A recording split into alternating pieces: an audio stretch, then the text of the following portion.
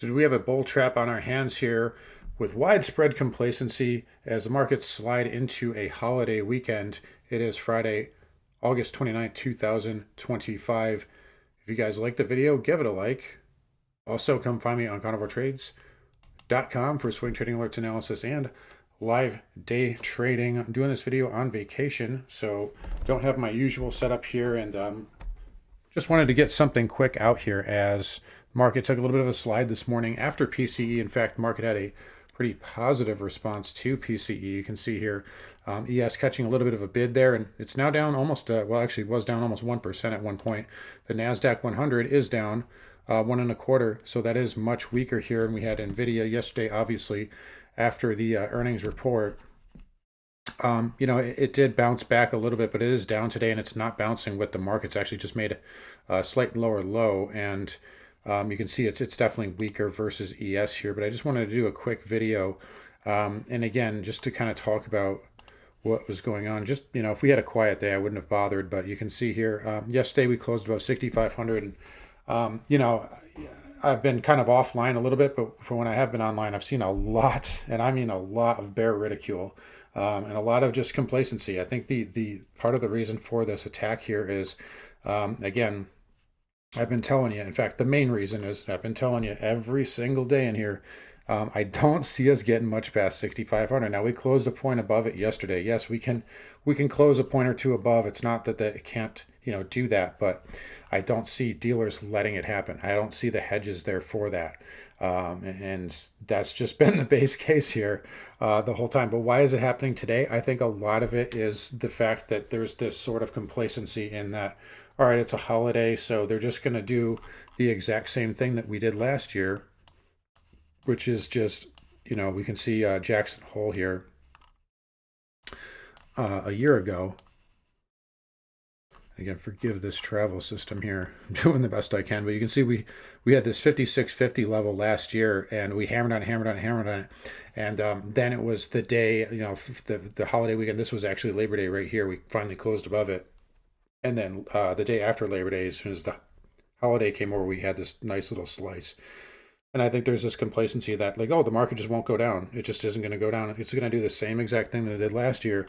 And the problem with that is, the market doesn't really make it that easy. I mean, the market's not going to just give you a slam dunk like that, in that easily. So just, I think we're seeing a little bit of a raid here.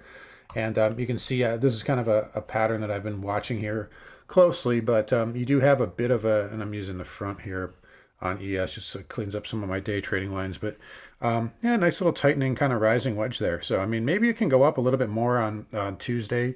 But if this starts to break down, I would just say right now the level to watch, and by the way, intraday, 6450 should hold. In fact, I actually just day traded this a few minutes ago for a bounce. This was a level that I was looking at really all day long, but this level should hold. We'll probably just park here for the most part for the rest of the day. We might bounce up a little bit, but I think we'll park here for most of the rest of the day. But that aside, though, I would be watching SPY 640 very closely. If that level goes, that is a bit of a concern here because that was your breakout, right? So that's where we broke out from. We're right here, we couldn't hold it, and then we broke out right here. If that level goes, that's essentially kind of like saying, all right, well, you lost the breakout, now it's a possible failed breakout. And again, we continue to monitor the Qs. The Qs just basically almost gapped below yesterday's low here today. So they are weak. That's not good. I know everybody's going to parade about the breadth and praise the breadth, but again, this is the same thing. This is kind of how markets top, right? Breadth thrusts at the end, right? Because short sellers capitulate on things like the Russell that they've been short the whole way up. They capitulated on the Qs months ago, right? So this capitulation on the IWM and some of these other stocks that are, I think even Snowflake had a good jump on earnings. So some of these stocks that haven't run are running right now. Again, probably a bad example, but you guys get the idea. But yeah, I'd watch 640 here on SPY. That's a big level. Losing that would be a problem. I don't think it'll be lost today. Like I said, I think 6450 holds. We had actually multiple buy signals at that level, and I was looking for it for a dip buy here today. But yeah, we'll see what happens here. Nice little slice though, but again, I say 6,500 over and over and over for a reason, and we'll see if that does hold. Volatility should return as we get on the other side of Labor Day, and yeah, we'll see what happens. But right now, I just want to do a quick video, even though it's a little bit, kind of thrown together, but I think just the volatility warrants it a little bit. So anyway, I'm gonna go back to enjoying my holiday. You guys take care. Have a great holiday weekend, and I'll see you guys on the other side of Labor Day.